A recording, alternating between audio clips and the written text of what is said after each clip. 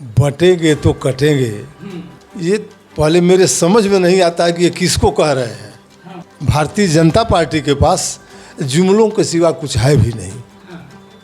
जय जय श्री राम, हिंदुस्तान पाकिस्तान, हिंदू हम एक रहें, अब ये कौन सा नारा आ गया, बटोगे तो कटोगे, किसको कह रहे हैं? वेद पुराणों में लिखा है कि वसुधैव कुटुंबकम, पूरी पृथ्वी पूरी धरा हमारा परिवार है और उसको एक होकर के रहना चाहिए, उसको नहीं बंटना चाहिए। भारतीय जनता पार्टी पर इसका कोई भी प्रभाव नहीं पड़ने वाला है।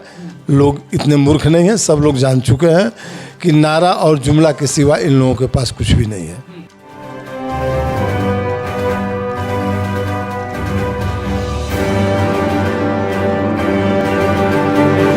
उत्तर प्रदेश में उपचुनाव से पहले बयानबाजी शुरू हो गई है, पोस्टरबाजी शुरू हो गई है। हर पार्टी का यही है, बयानबाजी करना, पोस्टरबाजी करना। वहीं उत्तर प्रदेश के सूबे के मुखिया योगी आदित्यनाथ का एक बयान आता है कि बटेंगे तो कटेंगे, बटेंगे तो कटेंगे। इसको लेके काफ़ी विवाद इस समय राजनीति में देखने को मिल रहा है। उसी में अखिलेश यादव का उसके बाद से बयान आता है, एक नारा आता है कि जुड़ेंगे तो जीतेंगे। आइए इसी पे हमारे साथ इस समय मौजूद हैं अमर दुबे जी, जो कि समाजवादी के चिंतक माने जाते हैं, जाने जाते हैं। इनके विचार जानते हैं कि बटेंगे कटेंगे के नारे पे इनका क्या कहना है। सर, आपका शो न्यूज़ 24 में स्वागत है। स्वागत है आपका भी, समय देने के लिए। ये जो योगी आदित्यनाथ का बयान आया कि बटेंगे तो कटेंगे, फिर अखिलेश यादव का आया जुड़ेंगे तो जीतेंगे, इसको लेके आप क्या सोचते हैं? ये बटेंगे तो कटेंगे, ये पहले मेरे समझ में नहीं आता है कि ये किसको कह रहे हैं। किसको कह रहे हैं कि बटोगे तो कटोगे या बटेंगे तो कटेंगे। ऐसे इनके पास, भारतीय जनता पार्टी के पास जुमलों के सिवा कुछ है भी नहीं। जय जय श्री राम, हिंदुस्तान पाकिस्तान, हिंदू हम एक रहें, अब ये कौन सा नारा आ गया, बटोगे तो कटोगे, किसको कह रहे हैं? पूरे साधु समाज को कह रहे हैं कि बीजेपी के लोगों को कह रहे हैं, या पूरे हिंदुओं को कह रहे हैं, या पूरे भारत के लोगों को कह रहे हैं? हमने तो बहुत पहले पढ़ा है, हमारे वेद पुराणों में लिखा है कि वसुधैव कुटुंबकम। नारा लगाना है तो वसुधैव कुटुंबकम का लगाना है। पूरी पृथ्वी पूरी धरा हमारा परिवार है और उसको एक होकर के रहना चाहिए, उसको नहीं बंटना चाहिए। लेकिन इन लोगों ने बांटने का ही काम सिर्फ किया है। हिंदू मुसलमान, हिंदू मुसलमान, हिंदू मुसलमान। अब हिंदुत्व से सिर्फ काम नहीं चल रहा है इनका, तो एक दूसरा नारा तैयार कर दिए हैं, बटोगे तो कटोगे। इसमें कोई दम नहीं है, इसका कोई मतलब नहीं है। अच्छा, उत्तर प्रदेश के सूबे के मुखिया योगी आदित्यनाथ का जो बयान आता है कि बटोगे तो कटोगे, वहीं पे उत्तर प्रदेश में उपचुनाव होना है 9 सीटों पे। झारखंड में चुनाव हो रहा है, महाराष्ट्र में चुनाव हो रहा है, लेकिन महाराष्ट्र में कहीं ना कहीं देखा जाए तो वहाँ पे बैनर पोस्टर पे कहीं ना कहीं योगी आदित्यनाथ का फोटो लगा के बटोगे तो कटोगे वहाँ पे नारा दिया जा रहा है। क्या लग रहा है ये जो नारा दिया गया योगी आदित्यनाथ के द्वारा, महाराष्ट्र चुनाव में कुछ असर दिखा पाएगा, नहीं दिखा पाएगा? हिंदुत्व को या इकट्ठा कर पाएगा, नहीं कर पाएगा? क्या है इसका वजह? कोई इसका प्रभाव नहीं है। उस बैनर पोस्टर के लगाने से भारतीय जनता पार्टी पर इसका कोई भी प्रभाव नहीं पड़ने वाला है। लोग इतने मूर्ख नहीं हैं, सब लोग जान चुके हैं कि नारा और जुमला के सिवा इन लोगों के पास कुछ भी नहीं है। अच्छा, यहीं पे इसके बाद से अखिलेश यादव का बयान आता है, वो कहते हैं कि पीडीए से बीजेपी डर गई है।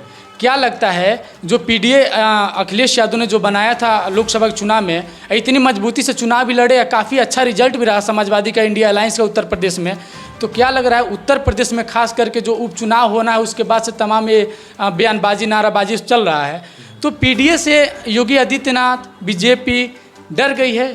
क्या लग रहा है आपको? डरना तो उसको कहते हैं जो थोड़ा सा भयभीत हो। डर नहीं गई है, एक तरह से मर गई है। पीडीए को आप क्या समझते हैं? पीडीए की जो हवा नहीं है उसकी आंधी चल रही है। अभी इस चुनाव में आपके सामने आएगा इसका परिणाम क्या हो रहा है, और 27 में आप देखेंगे कि पूर्ण बहुमत की सरकार पीडीए बनाएगी और अखिलेश जी उत्तर प्रदेश के मुख्यमंत्री होंगे। अच्छा, आप समाजवादी के पार्टी के चिंतक भी हैं, तो आपसे ये पूछना सवाल जायज़ है कि क्या लग रहा है जो उपचुनाव 9 सीटों पे होना है, कितने सीट आपकी झोली में आ रही है? 8 मेरे में आ रहा है। 8 कौन सा नहीं आ रहा है? अब ये मत पूछिए कौन सा हो, तो सामने आ जाएगा, गणना होगी तो आप देख लेंगे। 8 हमको मिल रहा है। 8 आपका आ रहा है? आ रहा है, 8 आ रहा है हमको। अच्छा, करहल सीट की बात करें, क्योंकि हॉट सीट बना हुआ है, वहाँ से अखिलेश यादव विधायक थे लेकिन अब सांसद हो गए, तो वहाँ से अपने भतीजे, अपने भाई तेज प्रताप को वहाँ से चुनाव लड़ा रहे हैं। लेकिन वही देखा जाए तो इस समय चर्चा का विषय इसलिए बना है कि कहा जा रहा है कि एक मुलायम सिंह यादव के दामाद हैं, एक लालू प्रसाद यादव के दामाद हैं, क्योंकि जो बीजेपी से प्रत्याशी हैं अनुजेश, वो मुलायम सिंह यादव के दामाद माने जाते हैं, कहे जाते हैं, क्योंकि धर्मेंद्र यादव के बहन से उनका शादी हुआ है। और जो तेज प्रताप जो समाजवादी से हैं, जो अखिलेश यादव के जगह पे जो उनका टिकट मिला, जो चुनाव लड़ रहे हैं, वो लालू प्रसाद यादव के दामाद हैं। तो क्या लगे दोनों में मजबूती से कौन चुनाव लड़ सकता है? नहीं, किसी के दामाद या किसी के रिश्तेदार समाजवादी पार्टी पर थोड़ा भी प्रभाव नहीं डाल सकते हैं।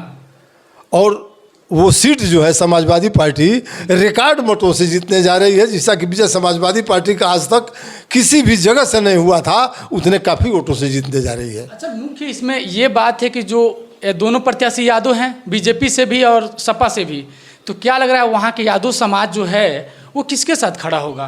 नहीं, यादव से कोई मतलब नहीं होता। समाजवादी पार्टी सिर्फ यादव की पार्टी थोड़ी ही है। ये आप लोग ले आके यादव पर रख देते हैं। हिंदू, मुस्लिम, सिख, ईसाई, ब्राह्मण, ठाकुर, सारे लोग इसमें हैं ना। वो किसी एक जात की पार्टी नहीं है। और बड़ा विडम्बना है कि जब लोग बोलते हैं तो इसको एक जात से संबोधित करते हैं। इसमें यादव से क्या लेना देना है, मेरे समझ में नहीं आता। हम समाजवादी हैं, हम यादव नहीं हैं, हम ब्राह्मण नहीं हैं, हम ठाकुर नहीं हैं। आज क्या हो रहा है सत्ता में आपको दिखाई नहीं दे रहा है, और सब लोगों को यही समाजवादी पार्टी यादव यही दिखाई देता है। अच्छा, कल दिन रविवार था, कल एक फातिमा नाम की जो औरत मिली मुंबई में, महाराष्ट्र में, थाने जो वहाँ पे थाने हैं, वहाँ के वो महिला बताई जा रही हैं फातिमा, जो कि सुबह में महाराष्ट्र के ट्रैफिक पुलिस से वो धमकी दिलवाती हैं। एक मैसेज आता है कि हम योगी आदित्यनाथ को मार देंगे और बाबा सिद्दीकी के जैसे हाल कर देंगे। हाल ही में बाबा सिद्दीकी को गोली मार के हत्या कर दी गई थी। तो अब फिर शाम को फातिमा पकड़ी जाती हैं। तो क्या लग रहा है, सच में फातिमा धमकी दी है कि चुनाव के समय हिंदू मुस्लिम किया जा रहा है, क्योंकि महाराष्ट्र में विधानसभा का चुनाव होना है? तो ये विषय जो है, कोई किसी को मारने की धमकी दे रहा है तो इसका सटीक उत्तर तो वही व्यक्ति देगा जो धमकी दे रहा है कि उसके मन में क्या था। अब उसके मन की बात हम आप क्या जानेंगे? वो पुलिस के हवाले है, रिमांड पर जाएगी, कानून इसका जवाब देगा। इसका जवाब कोई व्यक्ति नहीं दे सकता कि उसके मन में क्या है। ये तो वही महिला जानती है ना, फातिमा ही जानती है। इसका उत्तर हम आप नहीं दे सकते। अच्छा, आप जब समाजवादी के चिंतक हैं तो हम ये जानना चाहते हैं, क्या लग रहा है ये जो फातिमा है, जो धमकी सुनने में आ रहा है, ये हिंदू मुस्लिम करने के लिए ये फातिमा का नाम सामने आया कि सच में ऐसा हो सकता है? आपको ऐसा क्या लग रहा है? ये भारतीय जनता पार्टी के लोग गद्दी पर बने रहने के लिए कुछ भी कर सकते हैं। अब इससे अधिक कुछ नहीं कहा जा सकता। कुछ भी कर सकते हैं, कोई भी साजिश रच सकते हैं, कोई भी षड्यंत्र लगा सकते हैं, कुछ भी कर सकते हैं। अच्छा, आप समाजवादी के वरिष्ठ नेता हैं, समाजवादी की गठबंधन इस समय इंडिया अलायंस में, और कांग्रेस चुनाव लड़ रहा है वहाँ से, महाराष्ट्र से या झारखंड से, जो इंडिया अलायंस के आपके प्रत्याशी हैं, जो आपके गठबंधन में है। क्या लग रहा है झारखंड और महाराष्ट्र में कैसा आपका रिजल्ट रहेगा? बहुत ही उत्तम रहेगा। झारखंड में भी और महाराष्ट्र में भी गठबंधन वहाँ से सीट निकालेगी, एक नंबर पर रहेगी। अच्छा, जब धमकी की बात यहाँ पे चल रही है तो धमकी में सुनने में आ रहा है कि लॉरेंस जो गैंग है इस समय काफ़ी लोगों को मौत, जैसे कि बाबा सिद्दीकी हो गए, मूसे वाले हो गए, कोई भी ऐसा हत्या होती है तो ये बहुत आसानी पूर्वक ये लोग हत्या के इल्ज़ाम दे पाते हैं लोग। तो क्यों ये सरकार उस पर प्रतिबंध नहीं लगा सकती है क्या? ये उनके विषय में बहुत तो नहीं जानता, लेकिन ये जो बिश्नोई ग्रुप है, यह एक बिश्नोई ब्राह्मणों की एक जाति है। अच्छा। जो प्रकृति प्रेमी होते हैं, जीवों से उनका, जैसे जंगली जानवर जो हुए, हाथी है, शेर है, हिरन है, जो पेड़ पौधे हैं, यानी ये बिश्नोई जाति ब्राह्मणों की जो है वो प्रकृति प्रेमी होती है। अहिंसा परमो धर्म इनका मूल मंत्र है।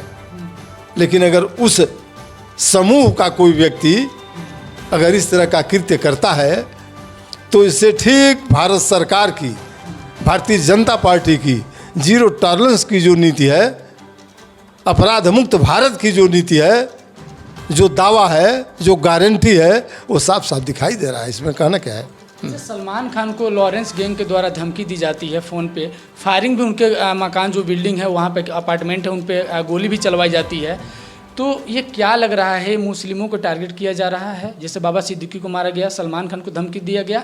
अभी हाल ही फिलहाल में सुनने में आए थे पप्पू यादव जो 7वां बार निर्दलीय सांसद हैं, माननीय सांसद हैं, उनको भी धमकी दिया गया कि तुमको मार देंगे, तुम्हारे तरह के पूरा परिवार के, तुम्हारे पूरे पूर्णिया लोकसभा के रैकी हम कर रहे हैं, पूरा पता है मुझे, तुमको भी मार देंगे। ऐसे लॉरेंस बिश्नोई के तुम बुरा भला ट्वीट कर रहे हो, ये सब चीज़ों को लेके। तो ये जो लॉरेंस गैंग है ये दिन प्रतिदिन बढ़ता ही जा रहा है क्या?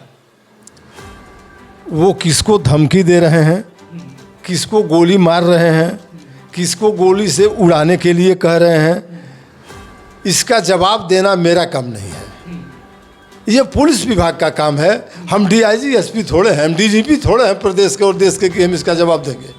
इसका जवाब पुलिस विभाग के लोग देंगे, ये उनका काम है, ये हम लोगों का काम नहीं है। उत्तर प्रदेश की बात किया जाए तो 27,000 जो प्राथमिक विद्यालय हैं वो बंद होगा ऐसा सुनने में आ रहा है। क्या लग रहा है ये सरकार 27,000 विद्यालयों को बंद कर देती है तो समाज में कैसा एक मैसेज आएगा? सरकार कुछ करने वाली नहीं है।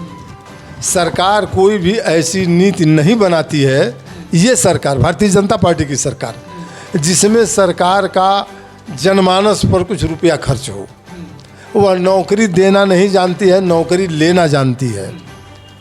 वो तो हवाई चप्पल पहनने वालों को हवाई जहाज़ पर बैठा रही थी, और हवाई जहाज़ पर क्या बैठाएगी, हवाई अड्डे को बेच दिया, ट्रेन को बेच दिया।